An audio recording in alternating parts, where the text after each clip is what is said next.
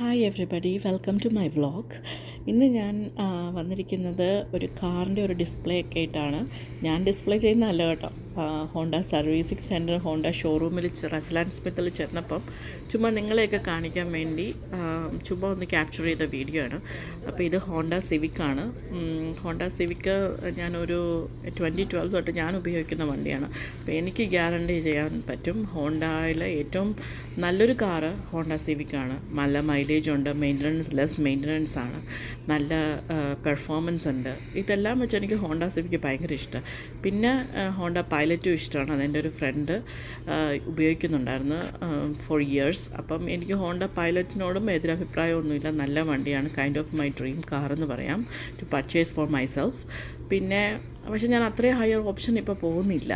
എനിക്കപ്പം മമ്മിക്ക് Honda HR-V ഉണ്ട്. അപ്പോൾ എനിക്ക് HR-Vയിലോട്ടും പോകണ്ട. അപ്പം മമ്മി എപ്പോഴും പറയും ഹോണ്ട HR-Vയുടെ ചേട്ടനാ CR-V എന്ന്. അപ്പം എനിക്ക് ആ ചേട്ടൻ്റെ ഒന്ന് ട്രൈ ചെയ്താൽ കൊള്ളാമെന്നുണ്ട്. അപ്പോൾ CR-V ഒരു നല്ല ചോയ്സ് ആയിട്ടാണ് എനിക്ക് തോന്നിയിട്ടുള്ളത്. അപ്പം ഇതാണ് CR-Vയുടെ മോഡൽ അവരുടെ കിടക്കുന്നത്. പിന്നെ അടുത്തത് ഇപ്പോഴോ എപ്പോഴോ എനിക്കറിയില്ല, പക്ഷേ ഇപ്പം ഞങ്ങൾ ചെന്നപ്പോൾ പുതിയതായിട്ട് കണ്ടൊരു അടുത്ത പ്രൊഡ്യൂക്ക് ഹോണ്ടയുടെ, അത് നല്ലൊരു വണ്ടിയായിട്ട് തോന്നി. 47,000 എങ്ങാണ്ട് അതിൻ്റെ സ്റ്റാർട്ടിങ് പ്രൈസ് ഇതിൻ്റെ.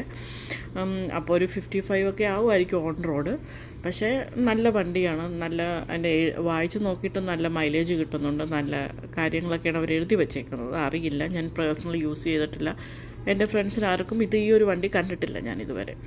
പിന്നെ പക്ഷേ കളേഴ്സൊക്കെ എനിക്ക് ഭയങ്കര ഇഷ്ടപ്പെട്ടു കേട്ടോ ഇതിൻ്റെ അകത്ത് വരുന്ന. പിന്നെ അടുത്തത് പിന്നെ ഈ ചെറി റെഡ് എനിക്ക് എപ്പോഴും ഫേവറേറ്റ് ആയിട്ടുള്ള കളറാണ്. ഹോണ്ടയ്ക്ക് ഒരു സ്പെഷ്യലായിട്ട് ഈ കളറുണ്ട്.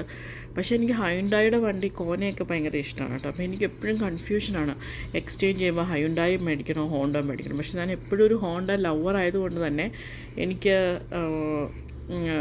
ഹോണ്ടയിൽ നിന്ന് അങ്ങ് പിരിയാനും പറ്റുന്നില്ല. അതാണ് ഒരു കൺഫ്യൂഷൻ സ്റ്റേജിലാണ് ഞാൻ നിൽക്കുന്നത്. ഇതിപ്പോൾ ഹോണ്ടയുടെ അക്കോഡാണ്. അക്കോഡ് എപ്പോഴും ഒരു നല്ല വണ്ടിയാണ്, സിവിക്കിൻ്റെ ചേട്ടൻ മമ്മിയുടെ ഭാഷയിൽ പറഞ്ഞു കഴിഞ്ഞാൽ. അപ്പോൾ ഹോണ്ട അക്കോഡും നല്ല വണ്ടിയാണ്, നല്ല മൈലേജ് ഉള്ള വണ്ടി. ഹോണ്ടയുടെ എല്ലാ വണ്ടികളും നല്ലതാണ്.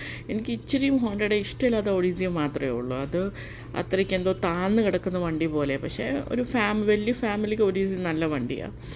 പിന്നെ കളേഴ്സാണല്ലോ ഇവർക്ക്.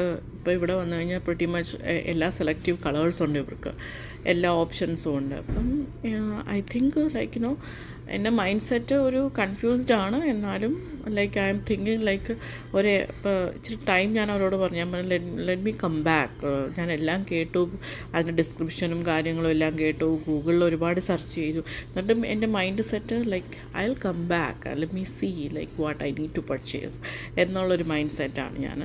അപ്പം ലെറ്റ് us see, hope I get a good one. നിങ്ങളും കമൻറ്റ് ബോക്സിൽ ഇത് കണ്ടിട്ട് കമൻറ്റ് ചെയ്യണം കേട്ടോ, which is your best car and നിങ്ങൾക്ക് എന്തുകൊണ്ടത് ഇഷ്ടമാണെന്നും കമൻറ്റ് ചെയ്യണം കേട്ടോ. സോ ദാറ്റ് എനിക്ക് വലുതായിട്ട് കാറിനെ പറ്റിയൊന്നും അറിയത്തില്ല. അപ്പം I can make A good choice if you guys give suggestion. So please comment. അങ്ങനെ ഞങ്ങളുടെ ഒരു ഡേ ഇങ്ങനെ കുറച്ച് കാറുകളൊക്കെ കണ്ട് സന്തോഷിച്ച്, അങ്ങനെ നമ്മൾ കാറ് കാണുന്ന ഒരു സന്തോഷമാണ്. പിന്നെ ഞങ്ങൾ അങ്ങനെ ആ ഒരു ഡേ അങ്ങനെ തന്നെ കാറിൻ്റെ ആ ഒരു ഡിസ്പ്ലേയും കാര്യങ്ങളൊക്കെ കണ്ടു, അതിനെപ്പറ്റി കൂടുതൽ അറിയാനൊക്കെ പറ്റി. പിന്നെ ഞങ്ങൾ അന്നത്തെ ഒരു ദിവസം ഏകദേശം ഒരു ആഫ്റ്റർനൂൺ വരെ ഇവിടെ സ്പെൻഡ് ചെയ്തു. പിന്നെ ഞാനും പപ്പയും മമ്മിയും കൂടെ തിരിച്ച് ഇതൊക്കെ കണ്ട് മനസ്സൊക്കെ നിറച്ചു തിരിച്ച് വീട്ടിലേക്കുള്ള പോകാനൊക്കെ റെഡിയാവുക. അപ്പോൾ പിന്നെ ഒന്ന് ഹോണ്ട സിവിക്കൊന്ന് നോക്കി, നല്ലപോലെ നമ്മുടെ കാറാണല്ലോ, അപ്പോൾ ഒന്നുകൂടെ കാണാനൊരു കൗതുകം, അതും ഡിഫറെൻറ്റ് കളറിൽ. അപ്പം അങ്ങനെ അത് പിന്നെ ഒന്നുകൂടെ കണ്ടു. Hope you enjoy my